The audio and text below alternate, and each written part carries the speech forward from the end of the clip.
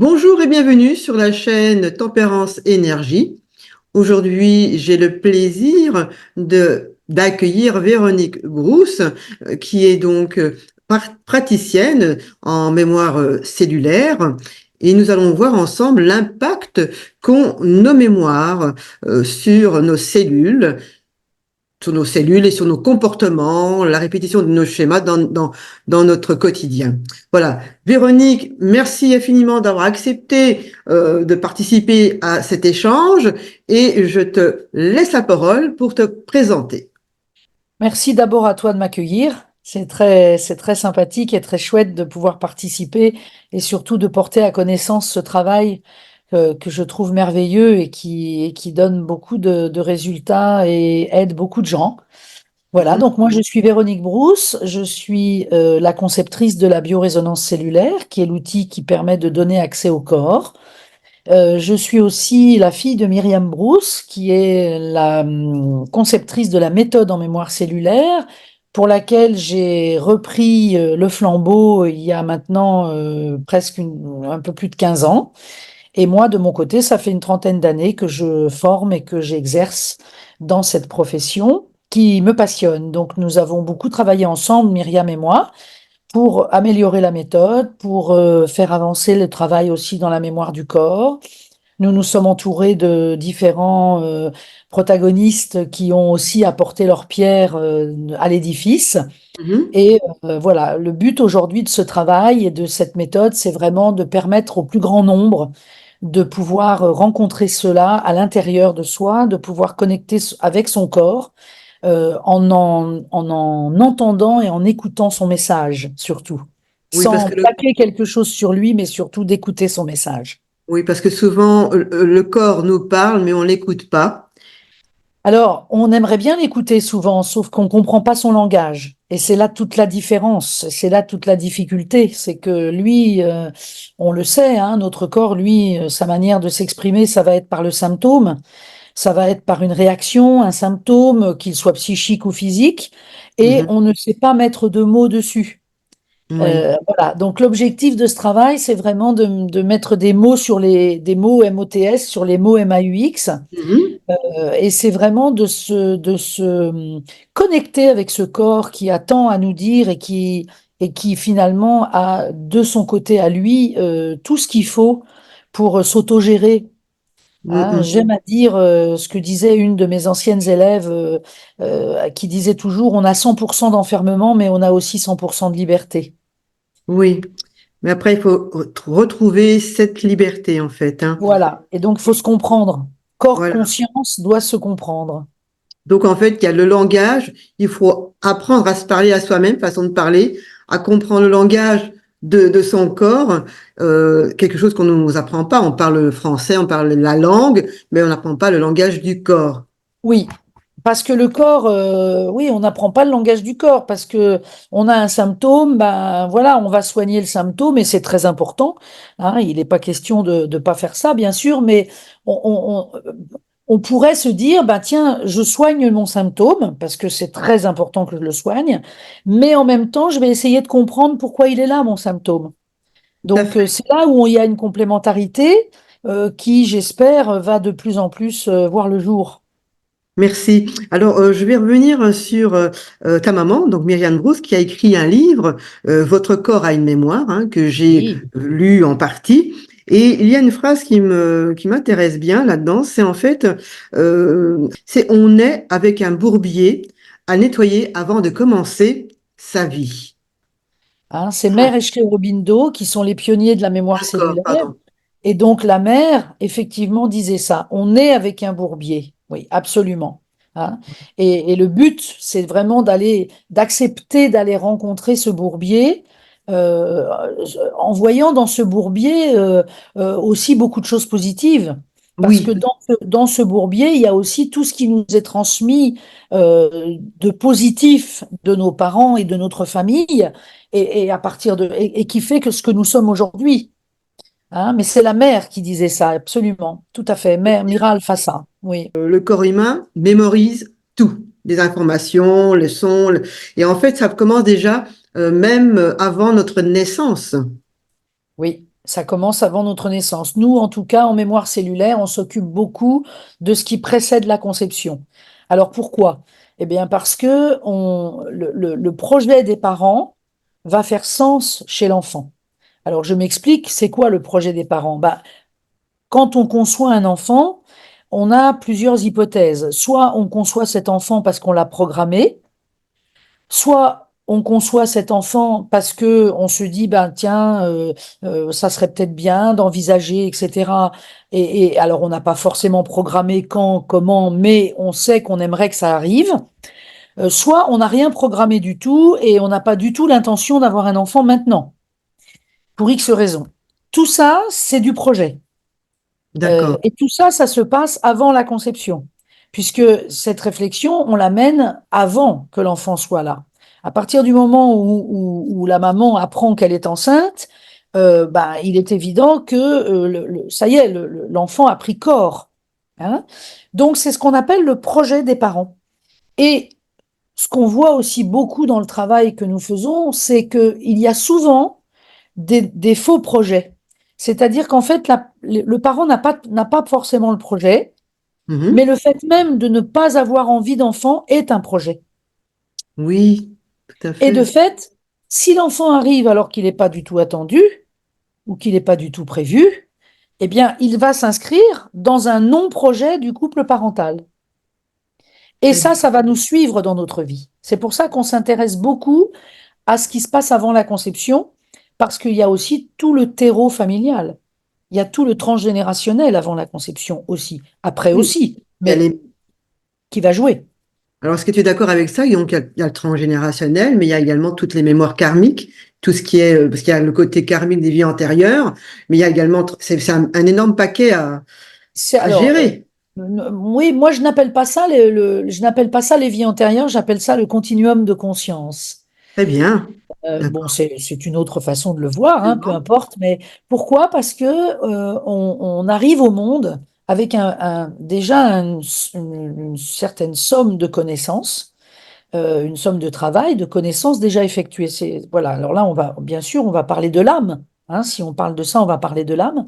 Et notre âme est chargée de ce continuum de conscience. Et en fait, qu'est-ce qu'elle vient faire? Elle vient évoluer. Hein. Oui. Son seul but, c'est l'évolution de l'humain.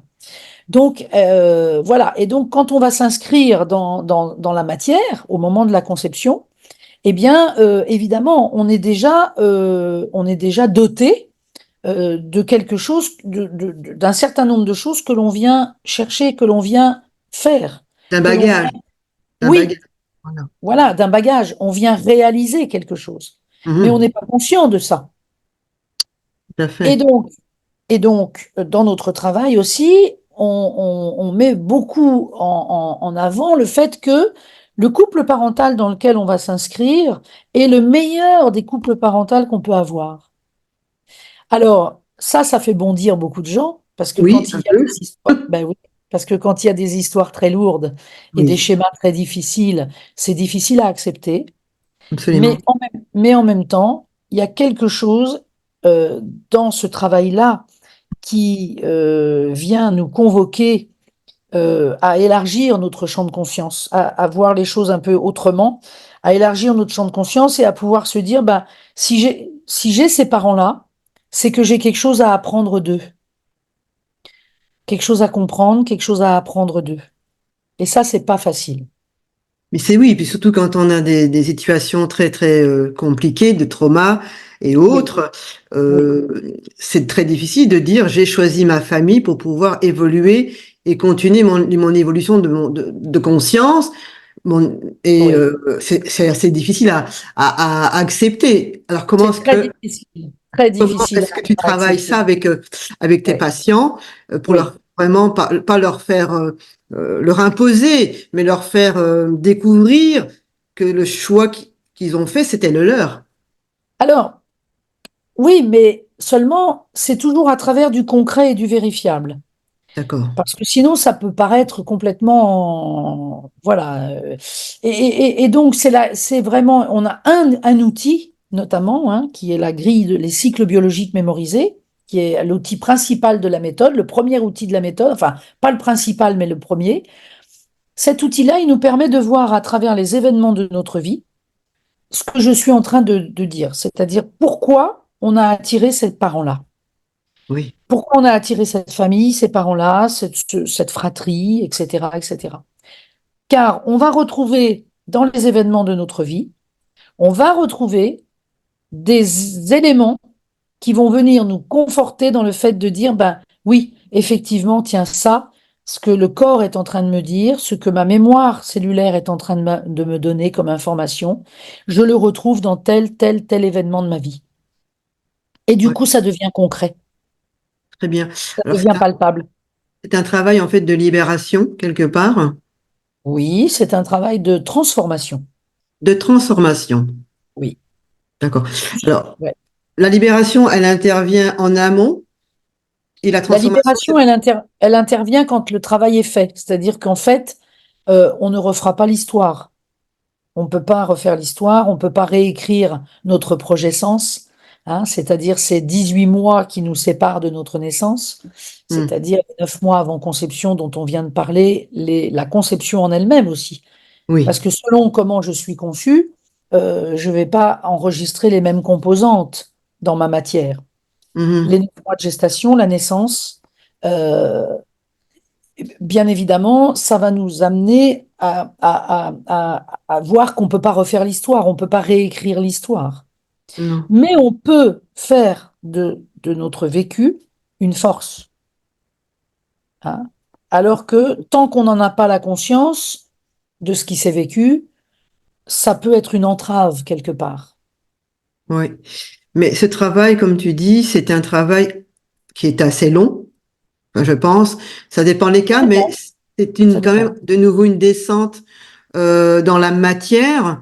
Donc, ça peut être, c'est comme un oignon que tu épluches et bah, parfois on a une couche et puis ça va, mais après l'autre couche est très très dure. Donc, parfois peut y avoir des différents stades. Oui, mais tu prends l'exemple de l'oignon, j'aime bien parce que c'est aussi des exemples qu'on prend beaucoup. Je sais pas si tu as remarqué, mais quand tu épluches un oignon, tu pleures pas tout de suite. Oui, c'est au fur et à mesure qu'on rentre dans le cœur.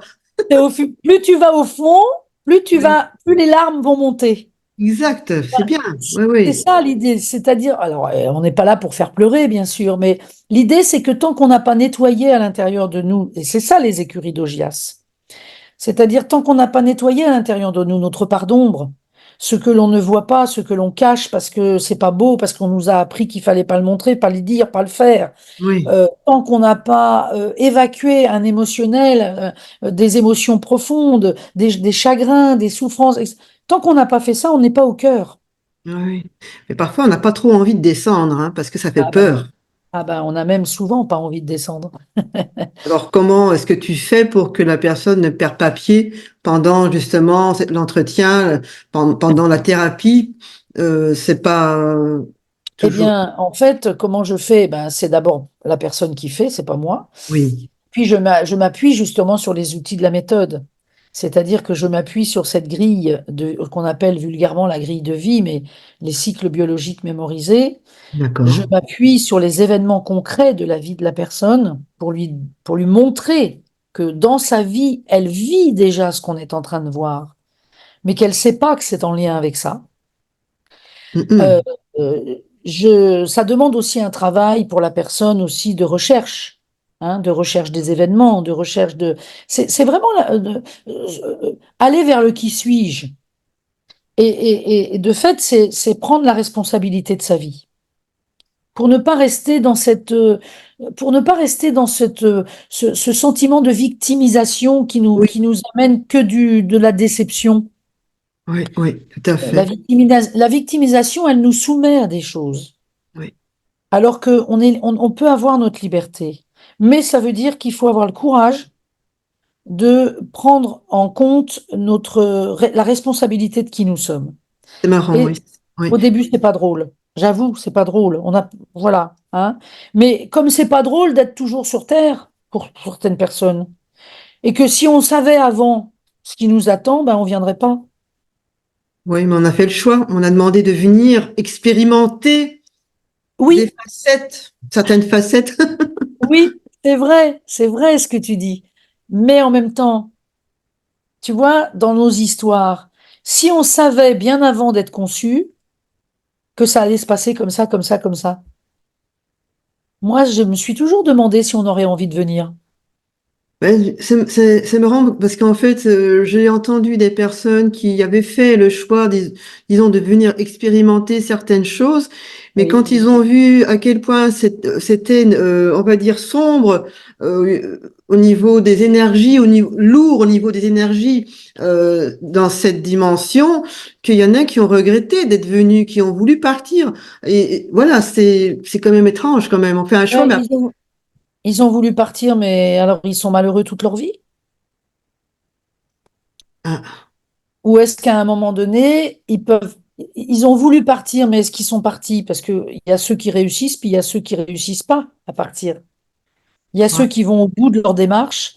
ah Alors oui, là, on rentre dans un autre domaine, mais voilà, est-ce que quelque part, on pourrait à un moment donné se dire, alors encore une fois, moi je suis une chercheuse, hein, donc ce sont des questions, bien sûr, mais est-ce qu'on pourrait à un moment donné se dire, tiens, mais c'est vrai que j'ai pas trop envie de cette vie-là. Je suis pas dans ce que j'ai envie de faire. Je suis pas dans ce que j'aime. Je trouve pas, je rencontre pas la personne que j'aurais envie de rencontrer.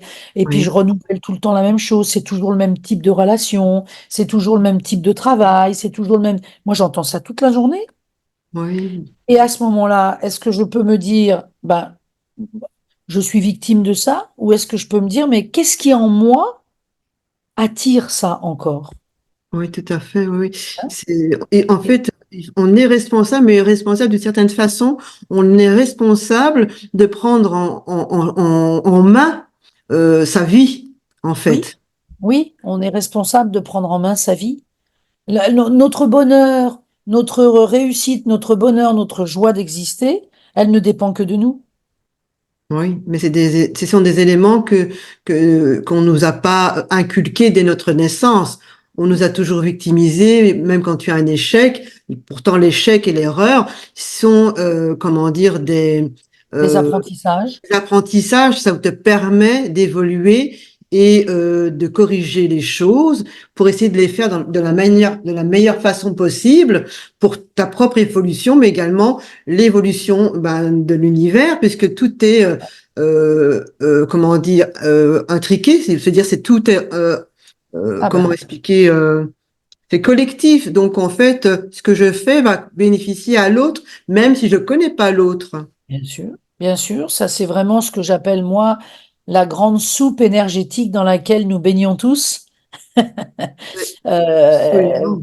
voilà, et donc la pensée étant créatrice, ce que j'envoie dans l'univers, tout le monde le reçoit, et je reçois de tout le monde. Mais qu'est-ce que j'ai envie de recevoir et qu'est-ce que j'ai pas envie de recevoir, Oui. hein? Alors, je peux pas changer de parent. Je peux pas me dire bon bah tiens, comme on va dans un magasin, ça j'en veux pas, je le rends et je prends autre chose. Mhm. C'est en ça que je dis qu'on peut pas refaire l'histoire, Ouais, mais il y a. mais on peut changer la façon de la vivre l'histoire. Alors c'est bien que tu me dis oui, on peut pas changer de parents, mais parallèlement, il y a des parents qui changent d'enfants, c'est-à-dire qu'il y a des parents qui veulent pas d'enfants, qui ont les enfants, mais ils en veulent pas. Euh, Et c'est pas pour ça qu'ils changent d'enfant. non, ils changent pas d'enfants, effectivement, mais ils s'en séparent, on va dire. Ah, ils abandonnent. Voilà, ils abandonnent. Voilà. Mais l'enfant, il va faire quoi? Il va transposer la souffrance de l'abandon sur un autre couple Oui, qui va l'accueillir ou sur une institution qui va s'occuper de lui. tout à fait. Donc, bien sûr, ça fait des dégâts. Mais en même temps, ça, là aussi, ça a un sens. Oui. Là aussi, quelque part, on pourrait se dire, bah, pourquoi ce schéma d'abandon? Et on va s'apercevoir que dans la lignée de la mère ou dans la lignée du père ou dans la lignée des deux, eh ben, il y a eu un abandon qui s'est mal vécu, il y a eu quelque chose qui a été mis, qui a été caché, il y a eu je ne sais pas quoi encore, qui fait que le schéma se répète. Alors justement, ce qui est important aussi, on parle de la mémoire, hein, c'est vraiment très important. Oui, Euh, En fait, cette mémoire, elle est dans le subconscient. Est-ce oui, que le subconscient, moi, je le compare à, si tu veux, à l'enfant intérieur qu'on a en nous, si tu veux. Et en fait, le subconscient ne fait pas la différence entre ce qui est réel ou fictif, et donc il peut rejouer éternellement les mêmes schémas. Oui, Donc c'est encore des mémoires qui nous appartiennent pas forcément, en général très rarement. Et donc c'est comme un programme informatique quelque part, ou oui, ou un virus qui se serait insinué dans le subconscient. oui, oui, Et puis, eh bien, il faut nettoyer, en fait, libérer tout ça oui, pour ne plus être impacté dans sa vie actuelle, parce qu'en fait, la libération d'une mémoire, ça permet de rentrer dans une vie beaucoup plus épanouissante, plus oui, riche. oui. C'est la transformation qui rend libre. La libération des mémoires, elle se fait par la transformation. Et la transformation, elle se fait par la conscience qu'on va mettre dans les choses. Mhm. Et la conscience, elle va pouvoir descendre parce que je mets du sens sur les événements qui m'arrivent. Je comprends ce qui m'arrive. Nous sommes des êtres de compréhension à la base. Donc Oui. on a besoin de comprendre les choses. Et finalement, nous vivons tous souvent avec un grand point d'interrogation au-dessus de la tête, un truc qui dit, mais pourquoi? Pourquoi? Et tant que je n'ai pas la réponse à ce pourquoi, j'ai l'impression de subir. C'est ça, hein, subir, c'est ça quand on est toujours dans la victimisation, la culpabilité. Ah oui, Et pourtant, c'est vraiment deux éléments qu'il faudrait oui, complètement, parce qu'en fait, on se rend petit et on ne voit pas notre propre lumière. oui. Alors notre éducation nous culpabilise souvent, le fonctionnement de l'endroit où on se trouve, la manière dont tout ça, ça va participer. Hein. Le pays d'où on vient, la culture d'où on vient, tout ça, ça participe. Alors Tout ça, quelque c'est part, à prendre en ouais, compte. pardon, mais alors quelque part de libérer ces mémoires, ça nous permet déjà de fermer des cycles quelque part. Je sais pas si Ça nous tu. per- oui, ça nous permet de clôturer des cycles. Oui, ça nous permet de transformer à l'intérieur de nous des choses que l'on vit depuis des années sans savoir pourquoi c'est toujours ça qui revient. Hein. Mhm. C'est ça le principe de base. Le principe de base, c'est repérer nos schémas répétitifs, Oui. parce que nos schémas répétitifs vont nous entraîner des comportements aberrants. Et le comportement aberrant, c'est quoi? C'est quelque chose que je fais tout le temps de la même manière. Je me rends bien compte que ça va pas, mais je peux pas faire autrement. J'y arrive pas. J'arrive pas à faire autrement. Alors, je suis toujours en train de refaire le même comportement. Et à chaque fois, je vis la même souffrance, ou je vis le même rejet, ou je vis la même colère, ou je vis, etc., etc. Donc, c'est ces comportements aberrants-là que l'on va repérer à l'aide du praticien en mémoire cellulaire. Ces comportements vont se rattacher à un schéma répétitif qui est existentiel. Et puis ensuite, à partir de là, la transformation va commencer à pouvoir se faire. Mhm. Parce que la conscience va commencer à descendre. C'est quoi la conscience? C'est la capacité à se voir étant. À se voir étant, À se voir étant, c'est-à-dire en train de faire. en train de faire. Voilà. Mais si je ne me vois pas en train de faire, c'est parce que je ne suis pas informée. Et c'est ça, votre corps a une mémoire. C'est que mon corps n'est pas informé sur qu'est-ce qui s'enclenche à l'intérieur des cellules qui Oui. fait qu'à un moment donné, ça revient exactement toujours de la même manière. Alors, le fait de fermer des cycles, pardon, ça permet également d'aider nos ancêtres à fermer leur propre cycle. Je ne sais pas. Alors, ben, on a quand même beaucoup d'ancêtres qui partent sans avoir réglé un certain nombre de choses. Pourquoi? D'abord parce que les générations évoluent. Donc, il y a Oui. des choses qui étaient très tabous à l'époque qui le sont beaucoup moins aujourd'hui. Donc, on peut les traiter plus facilement. Et puis, parce qu'il y a des choses qui sont honteuses, qui sont ci, qui sont là, etc., et qui restent un petit peu, je dirais, sous le tapis, comme on dit Mhm. vulgairement. Mais on va voir que ça va se rejouer chez la personne d'une autre manière, mais ça va se rejouer d'une certaine façon. Et la personne a besoin vraiment de voir que là, elle est en train de répéter un schéma de la grand-mère ou de l'arrière-grand-mère ou du grand-père, etc. Et que c'est pas elle. Et que si elle met sa conscience là-dedans, elle va pouvoir voir que le comportement qu'elle adopte, Oui, c'est pas ce qu'elle est au fond d'elle-même. tout à fait. Donc c'est vraiment une connaissance de soi profonde. tout à fait. Alors, je voulais revenir à la conscience et au subconscient. En fait, on a une partie, en fait, si le conscient, le problème ici dans cette dimension, c'est que le conscient obéit, comment dire, est régi par le subconscient. C'est-à-dire que si, par exemple, le conscient était moins dans l'ego, mais plus dans le cœur ou dans l'intuition, on pourrait mieux voir, comme un aigle hein, qui survole, nos comportements Oui, et moins être affecté et, oui, émotionnellement, puisque c'est l'affect quand même qui fait beaucoup, quelque part, de dégâts. L'émotionnel nous empêche de voir les choses telles qu'elles devraient être vues normalement. Je ne sais pas ce que tu en oui. penses. Oui, oui, je suis assez d'accord. En fait, nous, on est assez débordés par nos émotions. Et c'est là encore, il y a quelque chose qui est vraiment d'aller chercher l'émotion juste. Hein. C'est-à-dire que lorsqu'on est pris dans son émotionnel, on n'a pas le recul suffisant. Donc c'est un petit peu quand tu parles de l'oiseau, tu vois, qui prend de la hauteur. Et du coup, moi, j'appelle ça dézoomer. Euh, Oui, et donc, le travail en mémoire cellulaire va aussi aider à dézoomer sur l'événement pour que d'accord. la personne puisse voir les choses avec du recul. Et donc moins prise dans son émotionnel et du coup plus dans la justesse des choses. Et là, elle va pouvoir voir la part qui est à elle, la part qui l'est pas. Qu'est-ce qu'elle répète, qu'est-ce qu'elle reproduit ou qu'est-ce qu'elle répète qui ne lui appartient pas. Et de fait, pouvoir tout doucement comme ça se dégager pour aller au cœur d'elle-même, quoi. Donc c'est encore un travail de lâcher prise sur, Entre autres. Ouais, entre autres, pas que, mais pas que, parce que c'est avant de lâcher prise, il va falloir prendre à bras le corps les choses, yes. hein. Et puis ensuite, une fois qu'on a pris à bras le corps les choses, alors oui, alors le lâcher prise, pour moi, le lâcher prise, c'est le grand oui.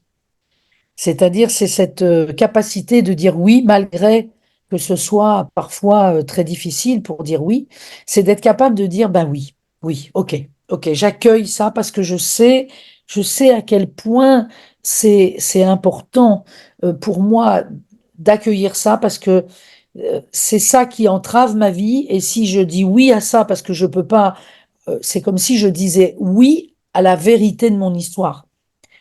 Sinon, si je dis non, je refuse. C'est comme si aujourd'hui je disais, ben, il pleut, mais je refuse qu'il pleuve et je veux qu'il fasse soleil. Bah oui, mais non, il pleut, quoi.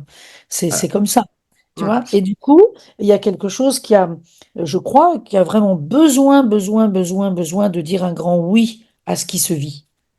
Et c'est ça qui va faire que quelque chose va lâcher dans le corps. Ah oui. Alors aussi, voilà, c'est un travail sur soi, bon, assez profond, mais il faut également que la personne accepte de changer et de se transformer. Bien sûr. Ça, rien ne se fait sans la personne. Voilà. C'est clair que ce n'est pas un travail que l'on fait sur la personne. C'est un travail que l'on fait en étroite collaboration avec elle. Et rien ne se fait qu'elle n'est pas d'accord de faire ou prête à faire.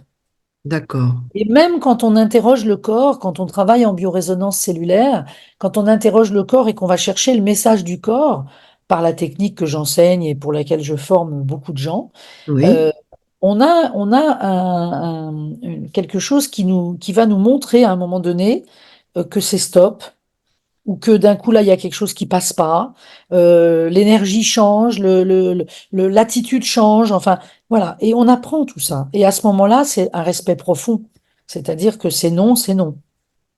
Alors, est-ce que tu utilises des techniques de libération des émotions ou des mémoires, alors, au niveau des mémoires comme Ho'oponopono par exemple? Oui, oui, je me sers beaucoup d'Ho'oponopono pour les rééducations. Alors pourquoi les rééducations? Parce que le corps, c'est de la matière lourde. Le corps, c'est de la matière dense, hein. C'est pas comme notre esprit qui est très Oui. léger dans le sens de la réflexion. Notre intelligence, elle fuse. Voilà. Notre corps, lui, il a du mal. Il est ancré dans des mortelles habitudes et il a du mal à s'en sortir. Et en fait, voilà, voilà. Et donc, la rééducation est très importante en mémoire cellulaire parce que la rééducation, c'est quoi? Ben, c'est simplement faire en sorte que le corps se mette en mouvement. Mhm. Et quand le corps se met en mouvement, ça veut dire qu'il peut faire. oui, Et voilà une phrase de la mère, hein, pas de la mienne, mais de la mère, qu'on reprend toujours et que Myriam a énormément repris tout le temps dans tous ses enseignements et tout ça. Savoir pour le corps, c'est pouvoir faire. Voilà. Je l'ai déjà dit un petit peu tout à l'heure, je crois. Si mon corps ne peut pas se mettre en mouvement pour faire autrement, c'est qu'il y a quelque chose qui n'est pas informé complètement. d'accord, très bien. Voilà. Donc la rééducation est très importante. Et Ho'oponopono est une excellente, je trouve, technique, Oui, euh, voilà, absolument, que moi j'utilise dans la rééducation. Oui, oui, tout à fait, je suis d'accord parce que même je l'utilise personnellement et c'est vrai que ça libère très très vite, mais on peut le prononcer n'importe quand dans la journée, dès qu'il y a une situation qui nous bloque. oui. Ho'oponopono. Alors, Ho'oponopono, c'est pas que les quatre phrases, il y a autre chose, il y a bien Bien, autre chose à bien côté. sûr, bien sûr. Il y a d'autres techniques au Ho'oponopono, mais moi, je le conseille à tout le monde, hein, même un enfant. Oui. Oui. Et tu vois, ce qui est bien avec Ho'oponopono, c'est que en fait, ça vient nous réconforter sur notre image de soi, notre confiance en soi, notre capacité. Et quand on parlait tout à l'heure de ce lâcher prise et qu'on parlait de ce oui, qui est très important à arriver à dire, tous mes patients, tous les gens que j'accompagne, je les conduis vers ce oui. C'est-à-dire ce vrai oui, quoi. Ben oui, oui, oui, oui, c'est vraiment ça mon histoire. Et alors, il y a le oui, mais non. Il y a le oui, c'est mon histoire, mais non, je continue pas à me laisser empêcher par cette histoire. Ouais. C'est là en ça que je vais en faire une force et un tremplin pour aller plus loin, quoi. Et là, je rentre dans mon évolution, hein. Eh Oui, bien, Ho'oponopono nous aide à l'acceptation, nous aide à se lâcher prise, justement, oui, tout à par fait. l'acceptation de ce que je suis. Ouais. Non, non, C'est c'est ce que je me exactement ça. pardonne et je m'aime. Oui, surtout se dire je m'aime, Voilà. quelque chose qu'on n'a vraiment pas l'habitude de se dire à soi-même, hein. Ouais, jamais. On nous a toujours appris que c'était pas bien, hein, de dire ces genres de choses, voilà, que c'était Oui, présomptueux, etc. voilà, voilà. Alors, C'est une petite transgression aussi, je voulais parler un petit peu, mais vraiment 5 minutes, 5 secondes, des constellations familiales. Alors, quelle est la différence entre les constellations familiales et la mémoire cellulaire? Ben, c'est pas la même chose, c'est pas du tout, on n'aborde pas les choses de la même manière, hein. D'ailleurs, nous, on se sert aussi des constellations familiales dans notre travail. Très bien. On s'en sert en constellation individuelle souvent. Oui, J'accompagne certains de mes patients quand il y a vraiment une problématique familiale importante ou de couple ou de parents-enfants. Je vais me servir des constellations familiales individuelles, de façon individuelle pour accompagner, hein. Il y a pas il y a pas de comparaison à faire entre les deux. Ils sont complémentaires. oui, c'est deux trucs, c'est deux choses distinctes, Tout à fait. complémentaires qui peuvent t'aider dans ton travail.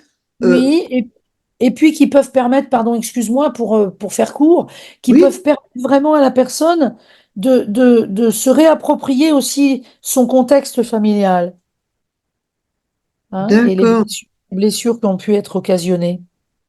Alors, pour terminer, alors je vais terminer, enfin pour terminer, j'aimerais parler parce que la mort c'est quelque chose d'important. Bon, la mort c'est pas qu'il n'y a plus rien après. On passe à un autre stade d'évolution pour certains, ou alors on revient pour terminer ce qu'on n'a pas bien terminé. Oui. Alors, comment la mémoire cellulaire définit-elle la mort? Eh bien, la mémoire cellulaire définit la mort comme étant une autre façon de vivre. Mhm. C'est-à-dire que on considère en mémoire cellulaire que lorsque l'âme a chevillé à ce corps et elle a vécu son chemin de transition d'évolution, elle va lâcher ce corps. Elle Oui, va lâcher ce corps physique comme un véhicule, comme on descend, comme on sortirait de sa voiture, hein, et que elle va continuer son évolution sur d'autres plans.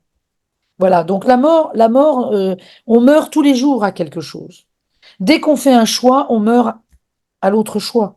oui, Par essence, le choix, c'est deux choses. Donc, on est bien obligé de mourir à une chose pour prendre l'autre. Quand on se couche le soir, on meurt à notre journée pour se réveiller le lendemain matin et s'ouvrir à une autre journée. Donc on meurt tout le temps, sans arrêt. Il y a Oui, plein de petites morts. Et puis un jour, il y a la mort euh, qui est celle du passage vers une autre dimension parce que ce corps physique a fait son œuvre. très bien. Oui, oui. Donc c'est une autre façon de vivre. Et d'ailleurs, nous avons un séminaire pour ça. Nous avons 4 jours d'enseignement pour ça, dans lequel où notre enseignement est basé sur le livre des Tibétains, le grand livre de la mort et de la vie des Tibétains. Et c'est un D'accord. enseignement extrêmement précieux. Est-ce que Oui. éventuellement tu veux rajouter quelque chose? Alors écoute, non, je crois que j'ai dit l'essentiel. Je disais que nous avons justement nous avons 4 jours de séminaire où nous enseignons cela, parce que c'est très précieux. Voilà, comme j'ai dit tout à l'heure, pour nous, la mort est une autre façon de vivre. Voilà, pour nous, c'est un changement d'état de conscience. D'accord. Oui. Voilà. Quand on a fait ce qu'on a à faire sur Terre, ben, voilà. Alors, il faut pas être pressé, hein. Mais quand on a fait ce qu'on a à faire sur Terre, eh bien, voilà. Alors, parfois, on n'a pas toujours le temps de faire tout ce qu'on a à faire, mais tout ça a du sens aussi. Tout ça a un sens. Alors, est-ce que tu accompagnes des personnes en fin de vie pour... Alors, j'accompagne des personnes en fin de vie, oui, absolument. J'en ai beaucoup accompagné parce que avant de créer cette méthode et d'être praticienne en mémoire cellulaire, j'étais auxiliaire de vie Hmm, et j'ai beaucoup accompagné de personnes en fin de vie dans les hôpitaux. Euh, voilà, j'ai été très proche des gens dans un accompagnement thérapeutique euh, et de présence. très bien. Alors, moi, ce qui m'intéresse, on parlait des mémoires de nos générationnelles, etc. Donc, quand tu accompagnes une personne en fin de vie, qui est dans la souffrance, mettons, comment éviter pour les personnes qui vont la suivre après, donc les descendants, qu'elles chopent, que ces nouvelles personnes chopent les mémoires de cette souffrance? Je sais pas si je suis claire. Alors, écoute, je crois comprendre à peu près. Ce que j'entends dans ce que tu exprimes, c'est que quand une personne en fin de vie, euh, plus elle va nommer, si elle le peut, les choses, plus elle va s'alléger de choses peut-être non dites, qu'elle n'a pas pu dire, qu'elle n'a pas osé dire, plus on va aider à ce dialogue propice, Oui, euh, mieux ce sera pour les descendants. oui, c'est ça que je voulais savoir justement. Parce que Mieux ce si on... sera. Oui. Mais parfois, vous avez des personnes qui sont en fin de vie, qui ont perdu l'usage de la parole ou des choses comme ça. Donc, il y a d'autres moyens. Il y a d'autres moyens. Hein. Euh, D'accord, très bien. voilà. Alors, dernière question, et après on parlera de tes formations, de ton enseignement, parce que je sais également que tu fais des formations certifiantes pour que on puisse avoir les bons outils et Bien d'avoir sûr. et de les utiliser de la bonne manière. Oui. Voilà, il suffit pas de suivre, de lire un livre, hein. Non, Alors, ça c'est dernière sûr. question. Alors, dernière question, alors, quelle est l'importance, que j'ai écrit ma question est assez grande, hein. Quelle est l'importance de transformer les mémoires cellulaires pour ouvrir une vie plus libre et épanouie? Et quels outils pratiques et techniques proposes-tu pour continuer ce travail de guérison au quotidien? Voilà. Alors, la méthode en mémoire cellulaire, là où Myriam a eu le génie de mettre au point cette méthode, c'est que, encore une fois, je vais faire référence à la mère, hein, Mère Esri Aurobindo, dont tous nos travaux sont issus de leurs travaux à eux. La mère, elle a dit à la fin de sa vie, à la fin de certains de ses agendas et de ses ouvrages, elle a dit, ce travail est merveilleux, mais il faudrait une méthode. Mhm.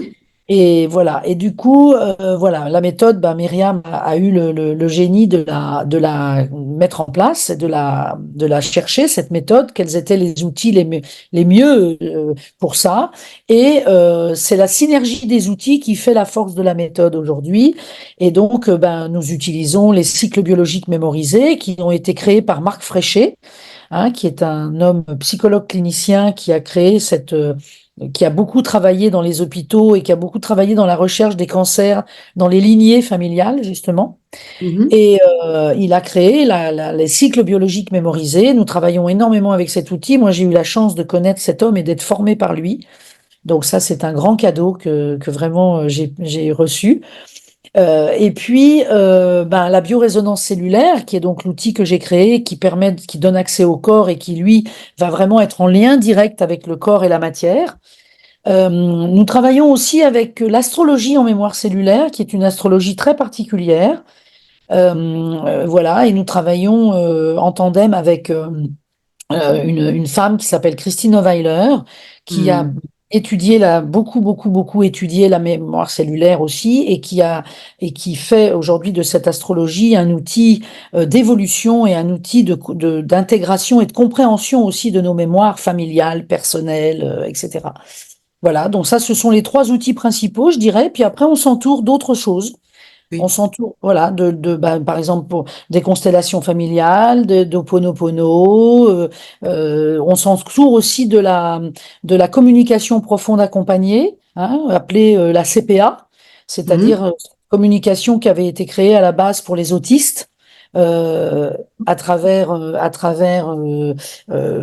ordinateur, à travers la relation, le dialogue avec les autistes, qui sont des enfants qui ne peuvent pas s'exprimer, mais qui ont beaucoup de choses à dire. Voilà, on s'entoure d'autres techniques, d'autres choses. Et est-ce que tu utilises des outils de libération émotionnelle comme l'EFT euh, Non, ou non. des outils qui viennent de la médecine traditionnelle chinoise qui... Oui, on travaille énormément avec la médecine traditionnelle chinoise. Nous travaillons avec des thérapeutes qui sont médecins chinois. D'accord, Ça, beaucoup, oui. euh, parce que le corps a besoin d'être aidé, hein, et que quand on descend au plus profond de sa matière, parfois on a vraiment besoin d'être soutenu physiquement, parce qu'il y a des moments où on n'est pas tous égaux dans l'énergie, on n'est pas tous égaux dans la force physique, etc. Et on a besoin d'être aidé. Donc là, voilà. Mais autrement, non, j'utilise pas ces autres méthodes. Oui, Mais elles parce sont qu'il très y en a bien, hein. tellement. Il y en a Il y en a tellement. tellement. Il y en a tellement, mais moi, ce que j'ai remarqué, que beaucoup s'inspirent de nouveau à la médecine traditionnelle chinoise, qui, elle, avait tout compris. Oui, C'est une médecine quand même holistique. Qui bien avant nous. Voilà. Alors, pour Oui, terminer, on va parler, parce qu'il nous reste 5 minutes, même pas, de ton site web et de ton oui, association qui oui, s'appelle l'association Corps et Sens.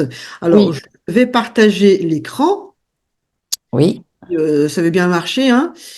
Tac, voilà. Je t'en prie, tu peux déjà en parler le temps que... Oui, alors j'ai créé cette association en 2011 Mhm. pour pouvoir y recevoir dans sa coupe tous les enseignements qui sont trouvés dans le site internet justement, hein, voilà, que vous retrouverez là dans ce qui s'affiche. Ouais.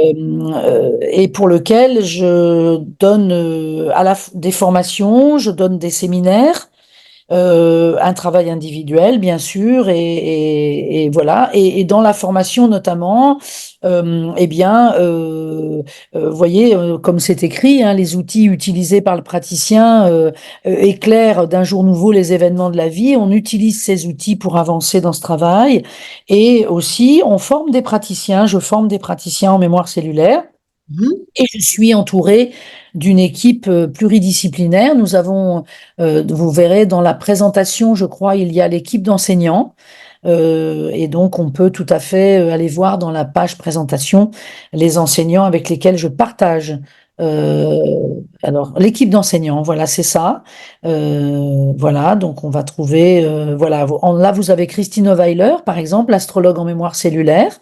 Mhm. Euh, voilà, en dessous, vous avez Lucie Warren a travaillé avec l'accompagnement justement des personnes en fin de vie. Ça, c'est vraiment quelque chose qu'elle a beaucoup expérimenté, dans laquelle elle a beaucoup accompagné. Et elle a travaillé en soins palliatifs, hein. D'accord. Voilà. Donc, je suis entourée de praticiens Marie-Christine Snyders, qui est spécialisée dans l'enfance, la petite enfance, hein, Oui. qui a créé une école Montessori. D'accord. Euh, Voilà. Et Caroline Proust, qui est praticienne en mémoire cellulaire, praticienne en biorésonance et qui aujourd'hui est ma plus proche collaboratrice dans la formation biorésonance cellulaire, avec D'accord. laquelle je partage et je continue mes recherches, qui est aussi une grande chercheuse. Euh, voilà. Et puis Françoise Tardy aussi, qui est qui travaille beaucoup avec les adolescents.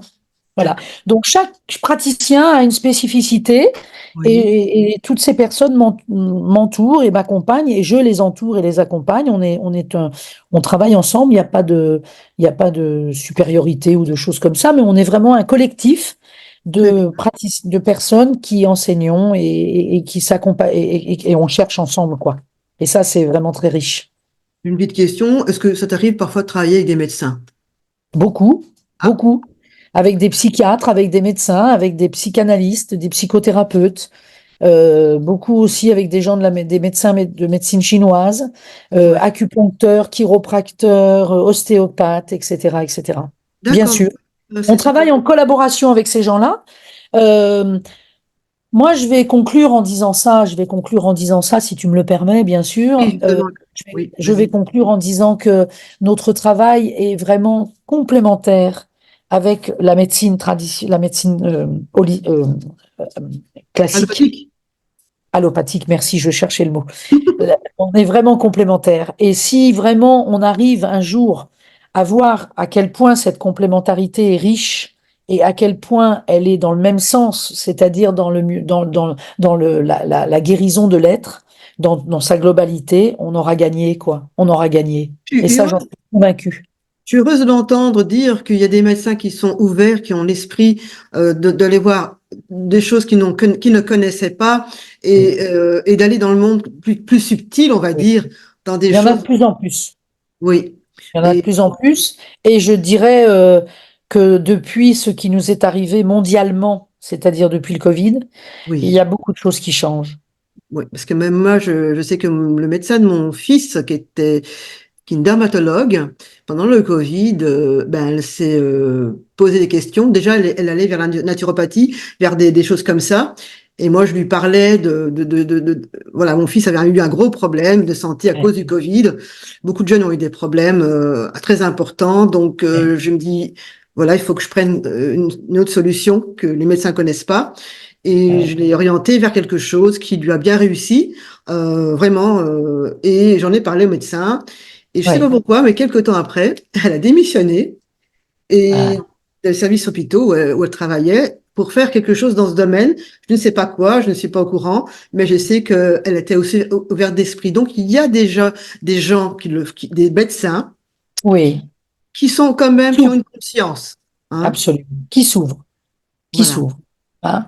Et puis il y a tous les autres qui ont un énorme courage et tout ce milieu médical qui est mis à mal quand même hein, depuis Oh là, et qui a un énorme courage et sans eux, ben on ferait pas sans eux on n'y arriverait pas non plus. on les... Donc j'ai envie de dire donnons-nous la main Oui. et cheminons ensemble pour le mieux-être parce que c'est ça le but quoi finalement. Hein. Voilà, Véronique Grouz, merci infiniment pour ces je témoignages, t'en pour ce partage. J'en ai appris beaucoup. J'espère vous également, auditeurs, qui nous écoutez. absolument. Ouais. Vous trouverez Merci. en dessous de la vidéo les liens du site web de Véronique, ses formations, etc., etc. En tout cas, merci beaucoup. Gratitude. Merci à toi. Merci à toi de m'avoir permis ce moment avec chacun et chacune. C'est toujours un grand plaisir de pouvoir porter à connaissance. C'est mon Merci. objectif aussi. Merci beaucoup. À bientôt.